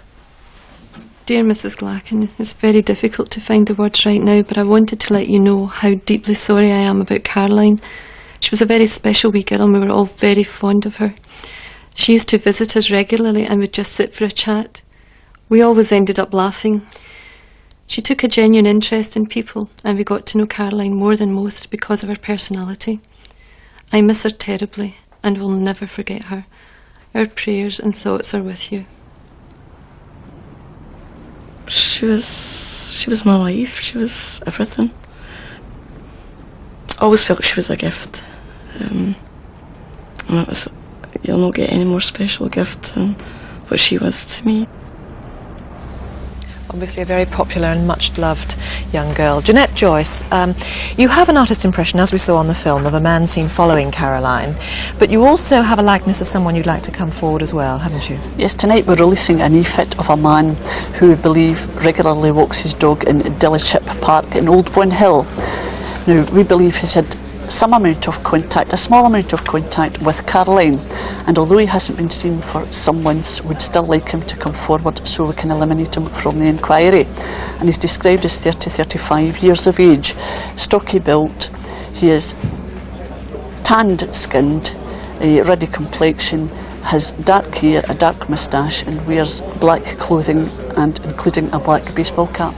Now, witness is obviously very important at that time of night. The Vale of Leven Academy is quite close to where she was attacked, isn't it? Yes, the Vale of Leven Academy and the grounds of the academy overlook the part of the towpath where Caroline was attacked. Now, about midnight, we know that 2 people left the grounds of the academy. One is a female, and we would ask them to come forward. If they're listening to this programme tonight and recognise themselves, please telephone us now. Could there be many other people on the towpath at that time of night? Well, I believe because the towpath is so dark, Caroline's attacker knew the area and was comfortable there. I would appeal for fishermen who use the towpath, including poachers, to contact us without delay. And I would just send a message to the poachers: I'm not interested in why you were down there, but what you saw and what you heard could be vital to the inquiry. And I would really remind the public in general that we're approaching Christmas, and Caroline's mum and dad have lost a much-loved daughter, in fact their only child. Jeanette Joyce, thank you very much. We're all with you on that. There is also a substantial reward in this case as well. Here is the number 0500 600 600. There are BBC researchers here along with the detectives. That's 0500 600 600. And there are more investigating officers waiting now in Dumbarton. The number there, if you prefer to call, is 01389 822 000. That's Dumbarton 822 000. Who may be able to help solve a murder. Tracy Wild was 21. She was a single mum in Glasgow and had a difficult and unhappy childhood. She wanted desperately to have a normal family life. 2 years ago, she found heroin eased her sense of hopelessness. She struggled with addiction, and to feed her habit, she turned to prostitution. She probably wasn't what people would imagine a drug user would be, so she had all these problems, but yet she had plans for the future. She could see herself, and she was thinking about her daughter and her. She just had to deal with her drug problem to begin with. She was the least likely client I've ever had that I thought would get into prostitution. I just didn't think that would ever happen. Tracy lived at 17 Torryburn Road in the Barmulloch area of Glasgow. Tracy, when she was certainly getting ready actually to go out and prostitute, you would think she was going out for a date. You know, she had very much clothes laid out in the bed, getting ready, washing her hair, having a bath, all that stuff. It was almost as if she was getting ready to go out to a club. You know, she wore quite trendy clothes, and she probably looked as if she was going out to meet friends and to go out dancing or something like that. She just looked like a typical 21-year-old that was interested in fashion. It'll be a dull, overcast and wet night.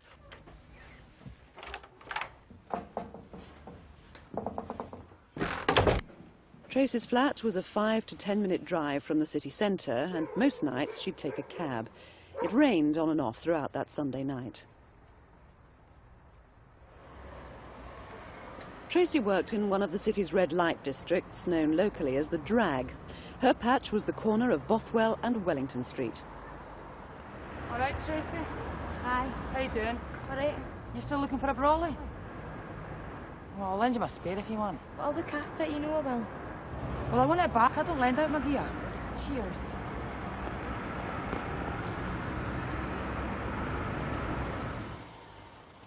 In the few weeks before she died, Tracy had started taking men back to her flat in Torryburn Road. I was sitting up doing paperwork, and when I heard the car stop, I went over to the window because I thought it was my brother-in-law. I seen Tracy coming out of a car. The man, he was all dressed in black clothes. He was of medium build, dark hair. I'm either dark brown or black. He was smart in appearance and clean cut, clean shaven. He definitely wasn't any of the people that I'd ever seen Tracy with. This is a man who must be found. He can be easily eliminated, and police guarantee discretion. Maybe he gave Tracy a lift back across town to West Street.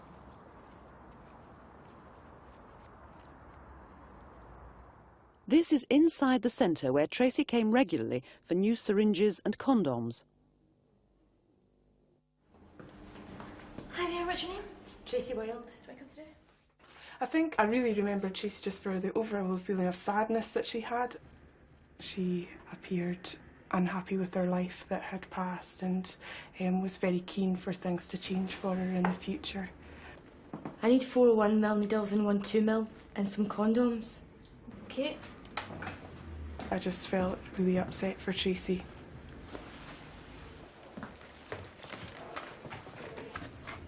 Oh, you've got a kid? A wee lassie. She's 3. She's a wee darling. Oh, she's gorgeous. She's not living with me right now. She's up the road with family. I don't want her to get involved in any of this, so she's better off up there. So you want to stay home? No, I'm off to work for a wee while. Right, well, take care, okay? Okay, right, bye. Tracy obviously really loved her daughter a lot and was very keen for things to work out for her daughter. I think long term she would like to have had lots of time to spend with her daughter. Outside, a man waiting for friends remembers Tracy walking towards what he thought was a blue car. Did it belong to the man from her flat?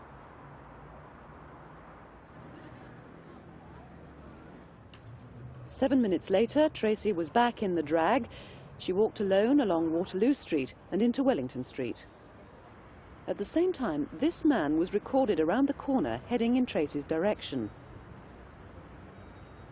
2 minutes later, a man was running along Waterloo Street. Could this have been you?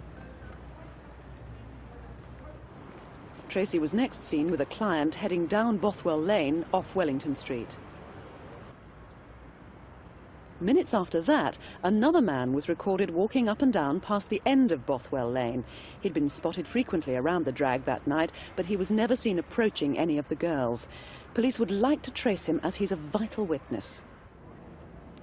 Soon afterwards, Tracy came back with her client. Unusually, the man now had his arm around her. Was she going voluntarily?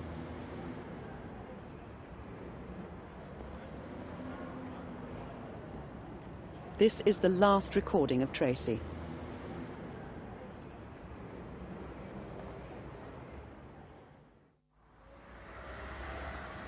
At about 5:30 the next evening, Tracy's drugs worker called round to Torryburn Road. Tracy used to attend a women's group on a Monday night, so we had went just as usual to pick her up. The flat was in darkness, so we actually had thought she wasn't in. The veranda door was open, which was a bit strange given that it was a very cold November night. Also, her bedroom curtains were closed. She never normally shut them. Soon after, she was found dead in her flat. People forget, you know, they're saying prostitute and drug user. She was a mother. You know, she's got a wee 3-year-old. It's a waste of a life. You know, she had so much to give. She was such, you know, even given all her background and all the problems she had, you know, she was the one who would want to help other people. It was amazing. Well, a very tragic and poignant case. DCI John Sherry, not long ago, we were appealing for information on the murder of another prostitute in the same area of Glasgow. I think, what, there have been 6, roughly, in as many years. Is there any link between them all? No, we have examined every one of them and researched every one to see if there is any link, and there is no link between any of the deaths. So let's go back to some of the footage we saw. The last man seen with Tracy, he is significant, obviously, in your book.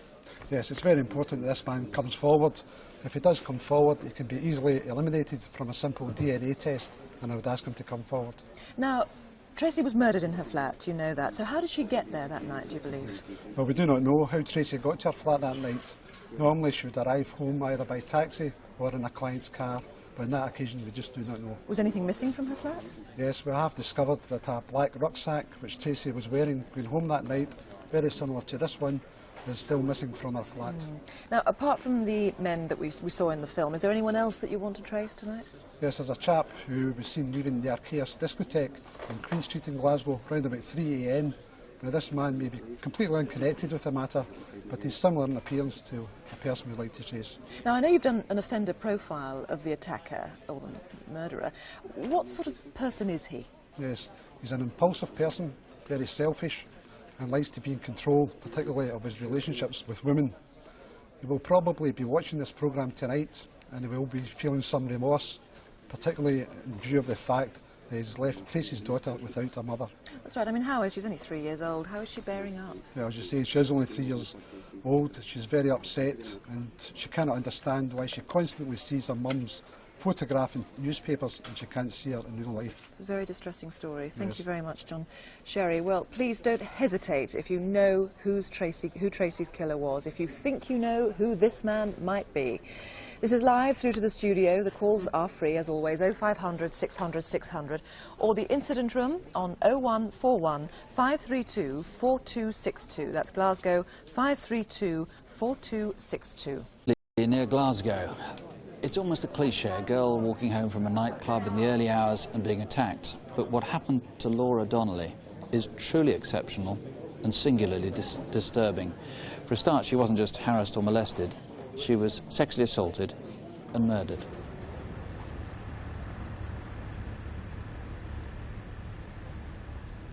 John, we're going to take some tapings and swabs from inside the tent. I want to see some vegetation that's lying there as well, and there's some various articles scattered about. I knew nothing about anything going on in the cricket ground. I just kept phoning places, trying to find out what had happened. And they were going, we haven't got any information to give you about your daughter. And then the CID came. He said, I'm sorry to tell you, but there's been a young girl's body discovered in the cricket ground. We believe that there's a possibility it's your daughter. And I knew then.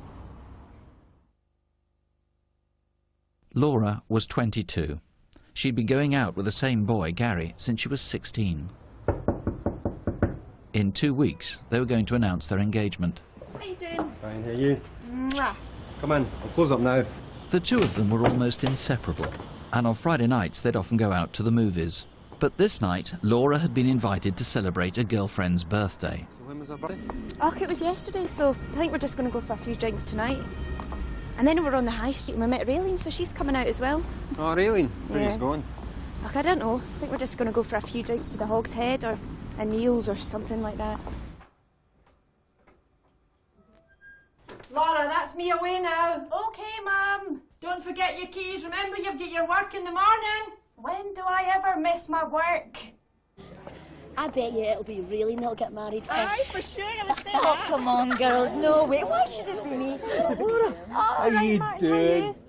Not bad. Where's Gary? What's he up to? Oh, he's out with Tam tonight. Aye. All right, fine. How you doing, Martin? Listen, Martin, this is Raylene from school. All right. How you doing? Listen, I'm going on holiday again. Again? Aye, going to Ibiza for a week. Of course. So I was wondering If you could borrow my suitcase. Oh, please go on, I've only got a sports bag. What are you like? Please. All right then. Magic. Look, I'll see you inside.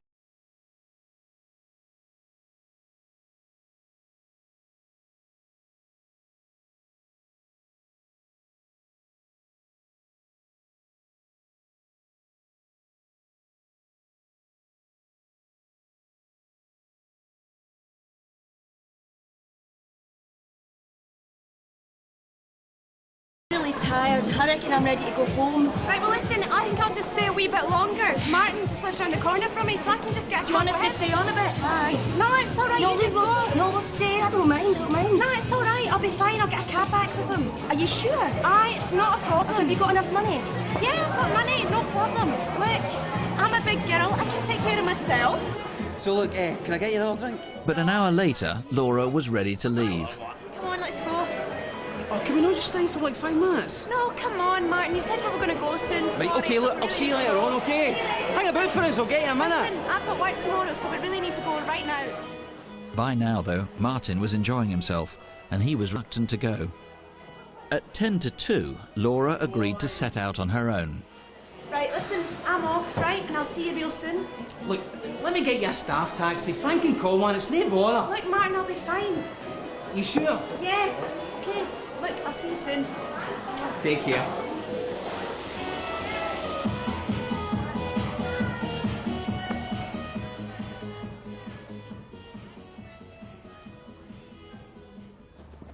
Laura's death has created huge publicity throughout Scotland, but there are still many potential witnesses. Did you see her walking down Maxwelton Street? Did you notice the bus that slowed for her? Though now very close to her home, she decided not to take it. Did you see the couple arguing at the junction of Coursebar Road, just by the cricket ground? Do you know who was in the hospital car park that leads from the Royal Alexandra towards Corsbar Road?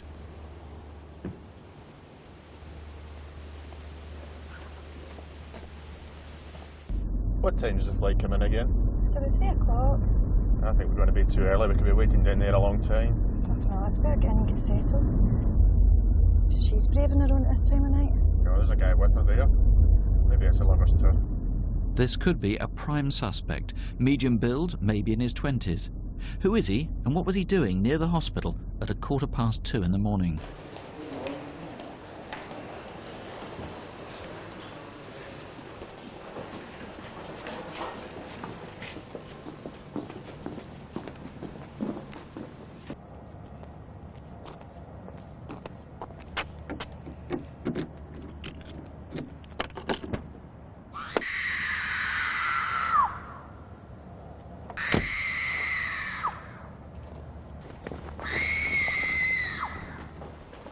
Excuse me, there's a woman outside screaming. Sorry? There's a woman outside, down at the bottom of the drive, screaming. She's not from maternity or anything. She sounds like she's in real trouble. Okay, have a quick look.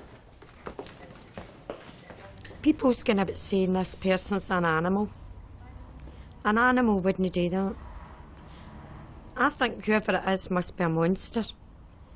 Because she was tiny. And if he was face to face with her, he must be a monster. What was it? Did you see anything? I never saw a thing. I never saw a thing at all. It sounded awful. It really scared me. Well, obviously, given the circumstances, I'm going to get the night shift inspector out. Okay? But thanks very much for anything. Okay, that's lovely for letting us know. Thanks, cheers.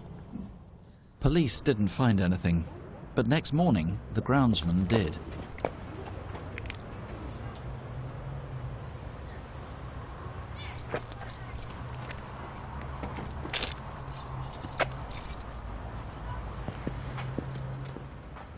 That evening, a young boy looking for his football found Laura's body hidden in long grass. I can't get how another human being could look at her straight into her face and destroy her. I just can't understand it. Tom, Laura was just a lovely girl, everybody says so, just desperately, desperately unlucky. Yeah. Laura was in the wrong place at the wrong time. Laura was a very ordinary girl, a very ordinary night out. Opportunist crime, obviously. I mean, nobody could possibly have known she was going to arrive there, so presumably this is a local man. We know that someone left the reception area of the Accident and Emergency Department at the Royal Alexandra Hospital about 2:10 that morning. He was described as 5'8", slim build, short hair, clean shaven, wearing a dark blue anorak, a football type anorak and a white t-shirt. We need to know who he is. Either for elimination or to tie into this one way or another. That's correct. Now, how can people in the area, and of course everybody in the area has been shocked by this, everybody wants to try and identify who the killer is. What can they have noticed? How can they know who it is? Because you haven't got an EFIT of the killer, you haven't got a strong description. What would they have noticed in behaviour or anything else? We believe someone who would have committed such a dreadful crime of this would display some change in their behaviour from that day. Remember, this was a holiday weekend in Paisley. It may well not be that they've changed their appearance, it might just be simply that they're quieter or more sullen than normal. If you've such concerns about a son, a boyfriend, a husband, I need you to contact me. We can deal with that sensitively and in confidence. We have got a DNA profile from the crime scene and we can very quickly put your mind at ease. So if somebody comes up with a suggestion, however mild their concern, they just noticed a behaviour change in somebody perhaps in their 20s or 30s they have concerns about, you can eliminate just like that? Exactly. I plead with you, if you have any concerns, I know it's very difficult to come forward in those circumstances, but we can deal with this very sensitively. Well, it almost goes without saying, call us then. If there's anything that you can add, anything at all, 0500 600 600, or ring the incident room in Paisley, 0141 532 5946. That's Glasgow, 532 5946. Court. And tonight there's a chance of cracking one of Scotland's most notorious double murders in modern history. The killing of 2 teenage girls in Edinburgh back in 1977. Christine Eady and Helen Scott. Well, Helen was just a normal teenager. She was, I would say, more of a tomboy than anything. If you saw Helen going out the house, she would just about certain to be wearing jeans and a t-shirt.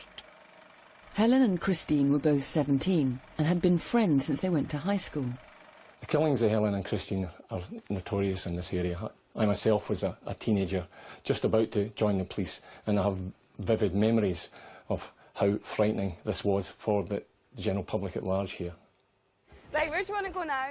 One Saturday after work in October 1977, Christine and Helen met up with friends and headed for the World's End pub in Edinburgh's Royal Mile. What are you having then, girls? What can I get you? Whiskey and lemonade? Yeah. Desperate for the loo, you come in? Yeah. One of the friends who was there recalls the evening well. I think there was a comment passed on the fact that this pub was called the World's End, and he thought, well, that's a good end to the night, the World's End. Andrew, there you are. Hey, look, there's Adrian. There was a fella there that I knew that was from England, and I stood talking to him for a couple of minutes, and he happened to say to me, he says, "You're having a party later on, you just fancy coming?" Yeah, sounds good. Excellent. Do you want a drink? And I said at the time, I said, well, like, Christine and Helen are with us.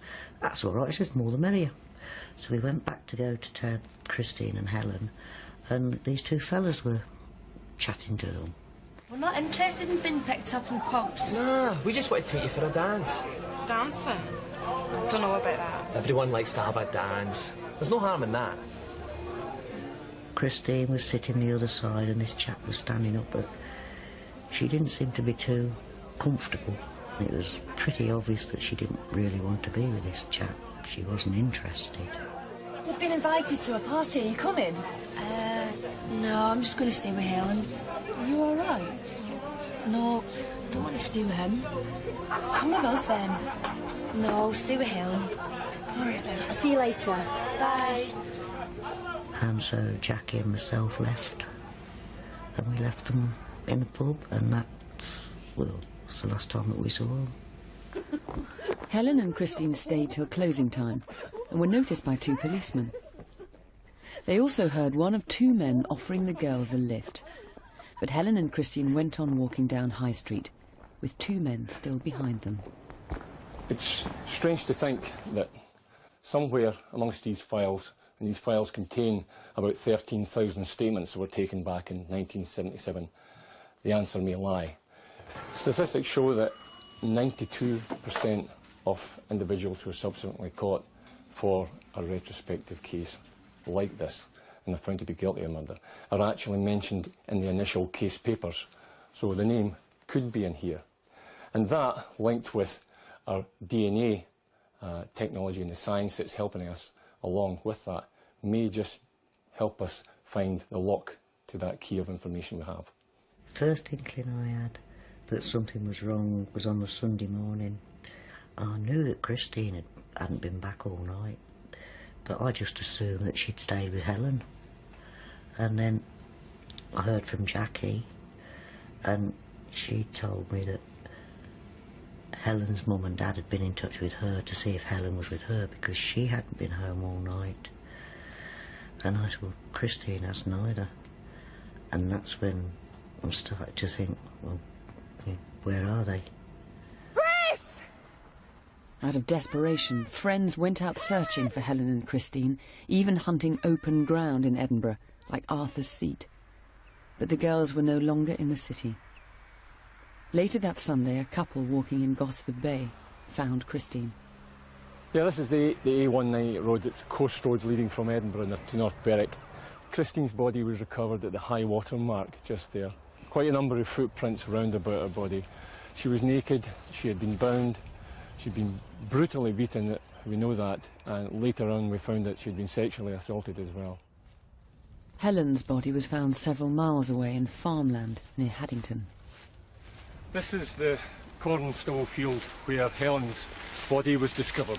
She was found partially clothed. The base of her feet had mud marks on it, which gave us the impression that she may have been led in here and actually killed in the field. Like Christine, she was viciously assaulted and also sexually assaulted as well. If we look into the distance in the coastline about 6 miles away, that's where Christine's body was found. It's a fairly isolated rural location, and it would give us the impression that it's somebody who is used to the area or has knowledge of the area in order to be able to navigate themselves here. I think it was about 8, 9, 10 o'clock, I think, when before they brought Helen back to the mortuary. I was the only person that ever saw her after that. I know her mum wanted to go and things, and I said no. I said I prefer you remember Helen as you saw her that morning, going out the door. I want to see it resolved. It's got to be resolved. Well, D.I. Alan Jones, we saw him in the film there, he's here now. It's over a quarter of a century old, this case. Why now? Why come to Crimewatch now? We currently have the DNA profile of a man whom we believe is connected to the murders of both Helen and Christine. What we hope to do at this phase is widen our search for him and perhaps identify him through his family. That's the main thrust of what we're doing at present. And this is a new development in DNA, a new isn't development. it? It's called familial searching. So hopefully we'll be able to exploit that new technology. It seems amazing that, you know, after 26 years you had these two blokes in the pub.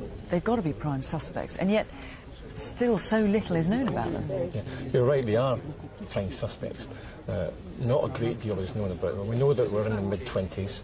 We know that one of them was particularly unfashionably dressed, which is various witnesses commented. Because it certainly stood out. We actually yeah. had, let me just get them here, we had a pair of trousers which someone who was in the pub, there described us. We had these made up, especially for the reconstruction, these pinstripe trousers with these studs on. And they stood out because they kind of stood out, they're unfashionable and... Definitely, even for that time, they stood out. We know that both these men had Scottish accents as well, so potentially... Edinburgh accents, could anyone tell? Local, you know, they suggested it may have been county, which would suggest that further out into East Lothian, Mid Lothian area, but certainly Scottish accents. And maybe what now, in their early 50s? Early 50s, we're the late 20s at that time, so yeah, early 50s.